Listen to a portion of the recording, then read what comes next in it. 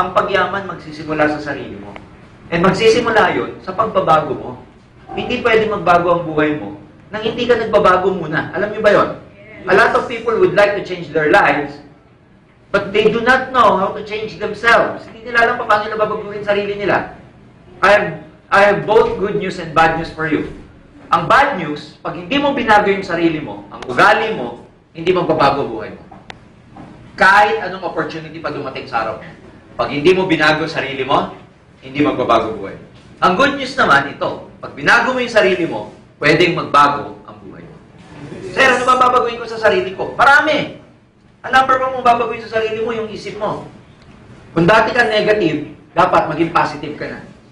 Kung dating wala kang tiwala sa sarili mo, dapat magkatiwala ka na sa sarili mo. Kung dating hindi ka naniniwalang may kakayahan ka, dapat magsimula kang maniwala na may kakayahan ka na. Kung dati wala kang tiwala sa sarili mo, dapat magkatiwala ka na sa sarili mo. Meaning, kung dati ikaw lagi kang complain ng complain, if you want to become successful, then stop complaining. Meaning, from being negative, kailangan ma-convert mo yung sarili mo pagiging positive. Because you can never have a positive life with a negative mind. Hindi ka pwede magkaroon ng positive na buhay kung ikaw napaka-negative mo sa loob. So everything starts with changing yourself first. Kailangan baguhin mo muna yung sarili mo. And kaka-attend ng training na to, manunumbalik yung tiwala mo sa sarili mo na darating ang panahon, kaya mo rin maging global ambassador sa negosyo natin. Kaya, it's just a matter of believing in yourself. Kaya today, ang i-educate ko kayo, paano mo ibabalik yung tiwala mo sa sarili mo? Because maraming mga tao, nahihirapang magbago. Kaya dito mauuna muna yung development mo. Sabihin mo, development. Bago mag-grow ang network nyo, kailangan kayo muna mag-grow. Bago pumutok ang grupo mo, bago ka makapag-build ng grupo, ikaw muna i-build mo. Kaya nga ako pinag-aralan yung mga taong tumama ng loto, alam nyo ba 98% ng tumama ng loto, after 2 years, mahirap ulit sila. Walang tumama ng loto na naging mayaman habang buhay. Karamihan ng tumama ng loto, humirap after 2 years. 98%. Why? Dumating lang sa kanila yung pera, pero hindi nagbago ang ugali nila. Hindi nagbago yung character nila.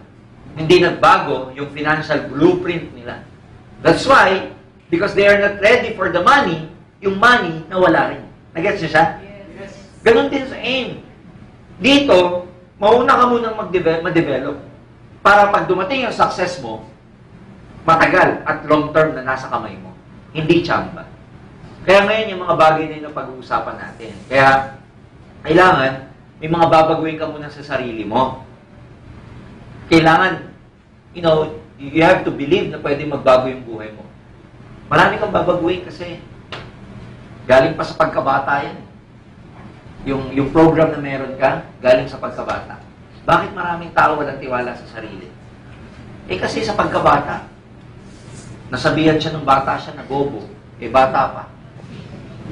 Pag-uwi, bobo daw ako. Di pag-uwi niya, bobo. Di na-claim niya, bobo siya. Nasamahan pa ng teacher, napagalitan sa school, tanga ka, o di ka nga, bobo na, tanga ka. Kaya danger yan I'm telling you, danger yan. Bakit maraming tao nagkakaroon ng inferiority complex, walang tiwala sa sarili? Kasi yun ang pagpapalaki sa kanila sa bahay. Anak, mahirap lang tayo. Ang narinig mo sa bahay, kaya ka mahirap kumita, hirap na hirap kang kumita.